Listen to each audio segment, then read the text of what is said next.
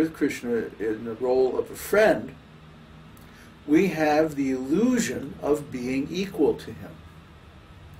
And he also accepts this illusion. This is a special condition of the Lord, which is called mugdha. Mugdha means that he forgets his actual position as the Supreme Personality of Godhead in order to enjoy the sweet taste of relationship with his devotees on an equal level or even on a subordinate level. For example, in parenthood, the devotee assumes the dominant role. Mother Yashoda or Nanda Maharaj or any of the elderly gopas or gopis in Vrindavan, they're like parents to Krishna. And he feels subordinate to them, and he really feels that way. It's not that he feels, well, yeah, I'm the Supreme Lord, I'm just going to act like a little baby. No, he really feels like a little baby. And he's really afraid of his mother being angry at him and stuff like that. So, Krishna accepts the role of an equal or subordinate even to his devotees in order to relish these pure tastes of transcendental ecstasy. Because not only do we relish them, he also relishes them. That's the actual goal of our devotional service, is to please Krishna, to help Krishna relish these different tastes. Like we're all relishing different tastes at every moment. You know, because we've become so dull in material consciousness, we don't realize that at every moment we are pursuing some kind of taste. At every moment we're trying to relish some particular rasa, some particular relationship in this world. I want to be a rock star. I want to be the president. I want to be a fireman. I want to be a computer geek. No, wait a minute. No, but all of these are tastes. Every one of them has a particular emotional flavor. And we're attracted to these emotional flavors based on our nature and on our conditioning and so many things. But like I said, in the material world, all these tastes are inharmonious. They all lead to suffering. Because they're based on some kind of an illusion or ignorance that I'm the enjoyer, I'm the owner, blah, blah, blah. So when we're in Mahamaya, all these tastes are basically poisonous to the soul. We feel like cut off from our real source of pleasure, and we're chasing it out through the senses, but we can never quite catch that taste. We can never quite grasp the pleasure that we're trying to achieve in material life. So we go round and round like a rat on a treadmill, you know. What are those things called? Those little Ferris wheel type things in the cage, and the rat runs on them. You've seen that, huh? What is that called? Wheel? Treadmill?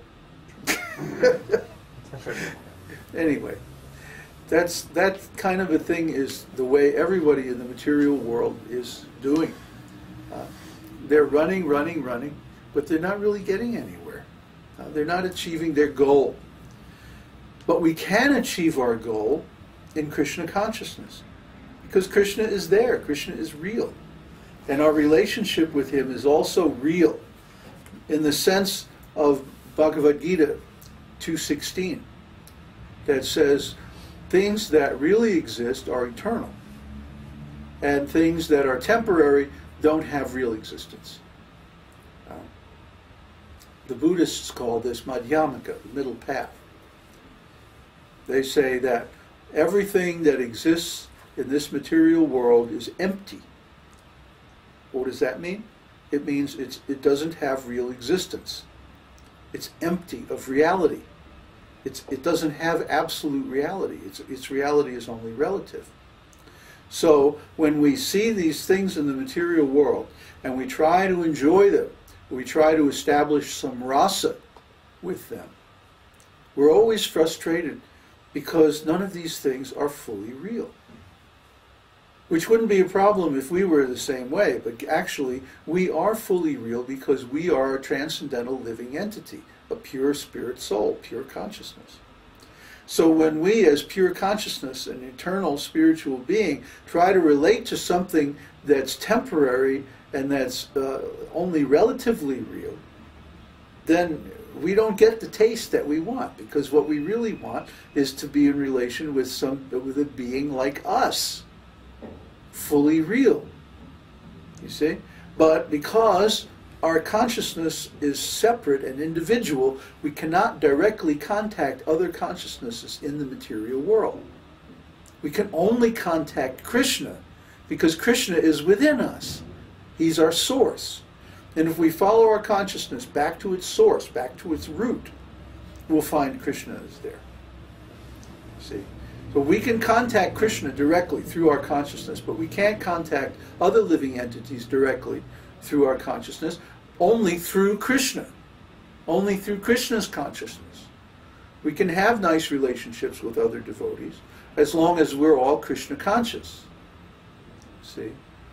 But if we try to enjoy ourselves independently, we can never get that full, sweet taste that we're always anxious to have.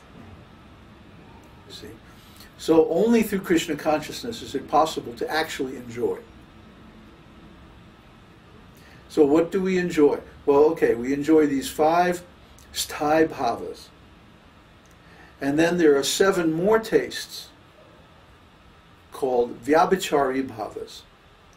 Vyabhicārī-bhāvas are temporary tastes that come and go in a particular devotee's service and pastimes.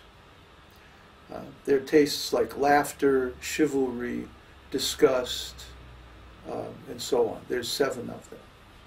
Okay, so there's 5 permanent tastes and 7 temporary tastes, or 12 altogether, rasas.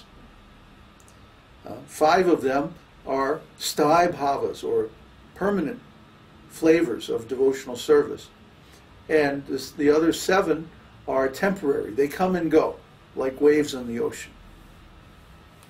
And the different mixtures between the sthāyi-bhāva and the vyabhicārī-bhāvas are collectively called rasa, rasamrita, rasamrita sindhu, the ocean of the waves of the mellows of devotional service. You see? So one who can swim or on this ocean, or one who can navigate on this ocean by means of some boat, then he can go in the spiritual world, and he can just wander eternally through all of these wonderful pastimes and all of these unimaginable varieties of spiritual love. And Rūpa Gosvāmī here is giving us the boat. The boat is the ontology of rasa, the knowledge of rasa tattva, the truth of transcendental mellows. And this chapter begins the discussion of this truth by talking about the 5 kinds of rasas, or 5 kinds of bhavas. So these 5 topics, vibhāva, anubhāva, sāttvika-bhāva, vyabhicārī-bhāva, and sthāyi-bhāva. These 5 topics are the subjects of the second wave of Bhakti-rasāmr ta-sindhu. So actually these 5 subjects are discussed for the entire remainder of the book. So it's like the first wave tells us how to get to bhava. You have to get at least to the stage of anartha-nivritti. Anartha-nivritti is the stage of devotional service where all the unwanted or unnecessary activities and qualities are purified from the soul. And he becomes able to engage in pure devotional service. Up until that point, we're engaged in offensive devotional service. This is called kanishta adhikari.